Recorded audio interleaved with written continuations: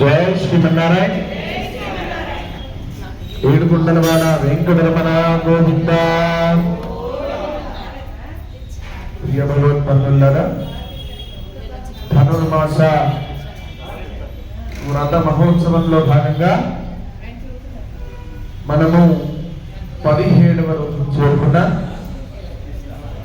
18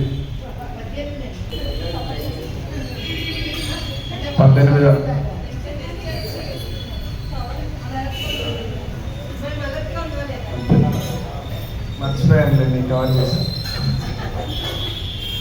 18వ రోజుకు మనం చేరుకున్నాం. నిన్నటి భాషణంలో ఏం చెప్పింది అమ్మవారు?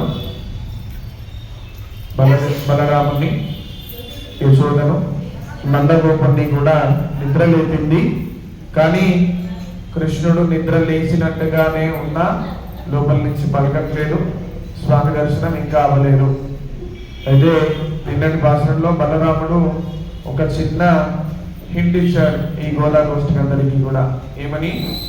చక్కగా కృష్ణునికి ప్రియమైన నీలాదేవిని లేపితేనైనా కృష్ణుడు లేస్తాడేమో, మీరంతా వెళ్ళి చక్కగా నీలాదేవిని లేపే ప్రయత్నాన్ని చేయండి అంటూ నిన్న బలరాముడు హింటిస్తే గోదాగోష్ఠి అంతా కూడా మళ్ళీ వెళ్ళి ముందు మదగలిత నోడాల తోల్వలియన్ నంద గోపాలం మనుమగలే నమ్పిన్నాయ్ கண்டம் கமலம் குடலி கடை திருவாய் வந்து என்னும் கோடியனை தனகா மாதவி பந்தல் மேல் பல்கால் பூயினங்கள் பூவினகான் வந்தார் விரலி உண்மை தனன் பேர் பாட செந்தாமரம் கையால் சீரார் மலையொலிப்ப ಒಂದು తిరవాయి మకిరిందు ఎలో హింబావా అంటూ చక్కగా కీర్తిస్తూ ఉన్నారు.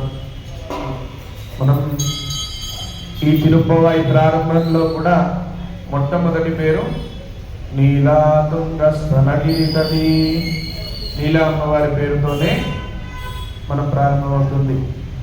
అయితే ఈ నీలాదేవి ఎవరు అంటే కృష్ణుని యొక్క అష్టమహర్షుల్లో 8 మంది భార్యలు కదా కృష్ణునికి. దాంట్లో ఒకరు ఈ నీలాదేవి. వైకుంఠంలో కూడా శ్రీదేవి, భూదేవి, నీలాదేవి సమేతంగా వైకుంఠనాథుడు కొలువై ఉంటాడు. శ్రీదేవి, భూదేవి ఇద్దరు ఉన్నప్పటికీ కూడా నీలాదేవి స్వామికి అత్యంత ఇష్టమైన దానిగా, అంతరంగికంగా స్వామి, మనం వీరిద్దరి మనసును స్వామి అర్థం చేసుకోవాల్సి వస్తే స్వామి మనసును అర్థం చేసుకొని మెదిలేది నీలాదేవట. ఎప్పుడు లక్ష్మి అయినా భూదేవి అయినా ఎప్పుడు వీళ్ళు అడుగుతూనే ఉంటారు. లక్ష్మీదేవికి అయితే ఎక్కువ అలక, ఎప్పుడు ఒక చోట అసలే ఉండదు కదా, ఎప్పటికీ ఉడుకుతూనే ఉంటుంది. ఆ వెనకాల సిరికించపడు శంఖచక్రయకమం చేదో ఈ సంధింపడు అన్నట్టుగా తాను ఉరుకుతూనే ఉంటాడు. భక్తులను రక్షించడానికి స్వామి ఉరుకుతాడు. కొన్నిసార్లు అమ్మవారు అలిగి తాను వెళ్ళిపోతుంది. పద్మావతిగా తాను అలిగి కిందికి వచ్చింది.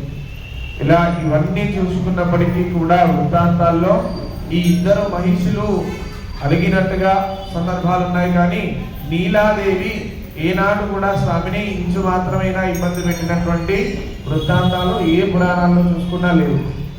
కాబట్టి నీలాదేవి అంత ప్రియమైంది స్వామికి. కాబట్టి కనీసం నీలాదేవిని లేపితే, ఆమె మన గోష్ఠిలో కలిస్తే, ఆమె వచ్చి పాడితేనైనా కృష్ణుడు మనకు త్వరగా దర్శనమిస్తాడేమో అనే ఉద్దేశం ఈ గోదాగోష్ఠిది. దానికి హింట్ ఎవరిచ్చారు? కృష్ణుని యొక్క అన్ని విషయాలు తెలిసిన వాళ్ళ అన్నగారైనటువంటి బలరాముడు నిన్న లీక్ ఇచ్చాడు చిన్న. ఇలా బొండయ్య, మీరు ఈ దారిలో వెళ్తే మీకు పని అయిపోతుంది త్వరగా, కాబట్టి మీరందరూ కూడా వెళ్ళి లేవండి అంటే ఈ రోజున అమ్మవారిని లేస్తూ ఉన్నారు. ఎవరిని కీర్తిస్తూ ఉన్నారంటే నీలాదేవిని. ఏమని కీర్తిస్తున్నాడు? నందగోపాలన్ మరుమగలే నప్పిన్నాయ్. నందగోపని యొక్క కోడల అంటూ అమ్మ ముట్టుకోడు, నందగోపుని యొక్క కోడల అంటూ చక్కగా కీర్తిస్తున్నాడు. మనం సాంప్రదాయంలో మనందరం కూడా మీరెవరు అంటే ఏం చెప్తాం? మనం చేసే పేరుతోనో, మన వృత్తితోనో, ఇంకొక దాంతోనో మనల్ని మనం చెప్పుకునే ప్రయత్నాలు చేస్తాం. కానీ సాంప్రదాయ పరులందరూ కూడా ఏమని చెప్తారు అంటే తన భర్త పేరు కానీ ఈ పేరు కానీ తన పేరు కానీ చెప్పరట. నేను పెళ్ళైన తర్వాత ఏమవుతుంది, ఇంటి పేరు మారుతుందా? మారుతుంది. మారి ఏం చెప్పుకుంటారు, తమ మామగారి యొక్క ఉడలిని అని. ఎందుకంటే ఇంటి పెద్ద ఆయనే కదా. కాబట్టి ఇంటి పెద్దను గౌరవించే విధానం కూడా సాంప్రదాయంలో ఉంది. డైరెక్ట్గా చెప్పరు, వారి యొక్క ఇంటికి సంబంధించిన ఓ కోడల అనే పేరుతో వ్యవహరిస్తూ ఉంటారు. అది లోకరీతి. సాంప్రదాయ పనులందరూ కూడా అలాగే ఆచరిస్తూ ఉంటారు. కాబట్టి నందగోపాలం మరమగలే నెప్పినాయి, నందగోపుని యొక్క ప్రియమైన కోడల అని ఈ అమ్మవారిని పిలుస్తూ ఉంది. ముందు మదగలింత నోడారు తోల్వలే, చక్కని మదమెక్కిన ఏనుగులు ఎంత భుజబలాన్ని కలిగి ఉంటాయో అలాంటి భుజబలాన్ని కలిగి చక్కగా గోబలం కలిగి ఉన్నవాడు ఎవరు? నందగోపుడు. అలాంటి నందగోపుని యొక్క ప్రియమైనటువంటి కోడల అంటూ కడి తిరువాయ్ నీ గడియం తెలవమ్మ వందు ఎంగో కోరి అనైతనగాన్. అంతటా కూడా ఉదయమే లేచిందనడానికి గుర్తు ఏంటండి, మనం కోళ్ళు కూస్తూ ఉంటాయి లేచి. అనైతనహ అంతటా కోళ్ళు వచ్చి కూస్తూ ఉన్నాయి. కండం కొమలం కొడలి, చక్కగా నీ కేశాలన్నీ కూడా నీవు లేచినావు స్నానం చేసినావని గుర్తుగా నీ కేశముల పరిమళాలన్నీ కూడా బయటికి మాకు వస్తూ ఉన్నాయి. మేము ఈ దర్వాజా ముందే నిలబడి ఉన్నాము, గడియ ముందు మేము గడియ తెరిచి చక్కగా నీ దర్శనాన్ని మా కొసగి చక్కగా నీ వచ్చి మా గోష్ఠిలో చేరవలసింది అంటూ పిలుస్తూ ఉన్నారు. మాధవి మంగల్ మేల్ మల్ఘాయ్ కోయినంగల్ కోవినఖాన్. చక్కగా మాధవి లత అంటారు. ఇంటి ముందట సన్నజాతి తీగ పారితే దాన్ని మాధవి లత అని చెప్పేసి పిలుస్తారు. అలాంటి విశేషమైనటువంటి మల్లె పువ్వుల పరిమళానికి కోకిలు వచ్చి వాలి దానిపైన కోళ్ళు కూస్తూ ఉన్నాయి. అలాగే ఈ కోకిలలు కూడా చక్కని కిలకిల రావాలను చేస్తూ ఉన్నాయి. పండ్రా విరలి బంతిని పట్టుకొని చక్కగా పూబంతితో పట్టుకొని ఆడుతూ ఉన్న వేలు కలదానా అంటూ అమ్మవారి సౌందర్యాన్ని కీర్తిస్తూ ఉన్నారు. కృష్ణుడు ఈమె కోసం చాలా యుద్ధాలు చేశాడటండి. అమ్మవారు కావాలా, ఈయనను నీలాదేవిని చేసుకోవాలంటే ఏనుగులంతా ఎత్తు ఉండేటువంటి 7 ఎద్దులను సంహరిస్తే, ఎందుకంటే కృష్ణుడు కొంటవాడు. చిన్నప్పటి నుంచి నీలాదేవిని ఏం చేశారట, కృష్ణునికి దక్కకుండా ఈయన చూస్తే ఏదో అల్లరి చేస్తాడు, ఏదో తీట పని చేస్తాడు, అందరితో తిరుగుతూ ఉంటాడు.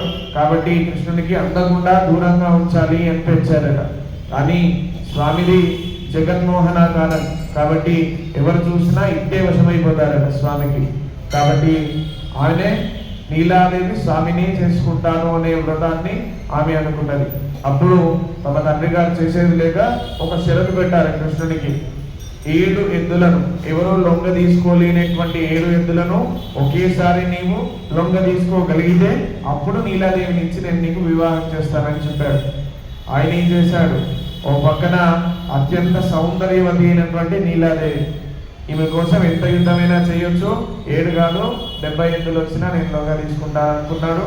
చక్కగా తన యొక్క భుజబలాన్ని చూపించి ఆ 7 ఎద్దులను కూడా లొంగ తీసుకొని ఆమె సౌందర్యాన్ని చూసి, అంటే ఇక్కడ సౌందర్యం అంటే మనకు కనబడే బాహ్య అందం కాదు. సౌందర్యము అంటే తన మనస్సు అత్యంత సున్నితంగా ఉండడాన్ని సౌందర్యంగా వర్ణిస్తారు. కాబట్టి అంత సున్నితమైన సూక్ష్మమైన మనసు కలిగినటువంటి నీలాదేవి, అందుకే తనకు అంతరంగికులారది. అంటే మనకు చుట్టూ ఎంతమంది ఉన్నా మనకు ప్రియమైన వాళ్ళు ఎవరో ఒకరు ఉంటారు, వారితో ఏ విషయాలైనా షేర్ చేసుకుంటారు కదా. అలాగే స్వామికి కూడా నీలాదేవి అలాంటిది. అలాంటి నీలాదేవి చక్కగా సుకుమారమైన వేళ్ళు కలిగి పరిమళమైనటువంటి కేశ సౌందర్యం కలిగి ఉన్నటువంటి ఈ అమ్మవారిని లేపి చక్కగా ఉన్మైతునన్ పేరు పాడ నీ యొక్క మేనభావను కీర్తిద్దాం. అందరం కూడా తామరై కయ్యా ఎర్రని తామరల వంటి చేయిలు కలరానా శ్రీరా వలగిలింప 100 విడవాయ్.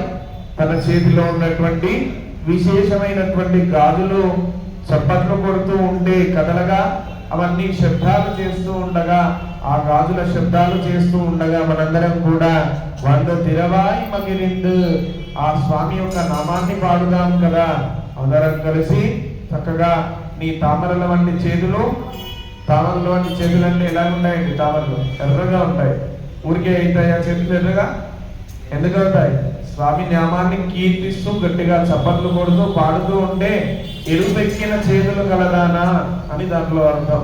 అంటే స్వామి నామాన్ని మనందరం కూడా చక్కగా భజించాలి అనేది అమ్మవారి ఇక్కడ మనకు సూచిస్తూ ఉంది.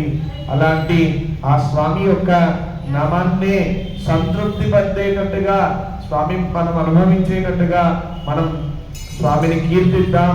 నీవు వచ్చి దర్శనాన్ని నీవు మాకు ఒసగవలసింది అంటూ అమ్మవారు లీలాదేవి పూర్వకంగా శ్రీకృష్ణ పరమాత్మను ఇక్కడ కొలుస్తూ ఉంది.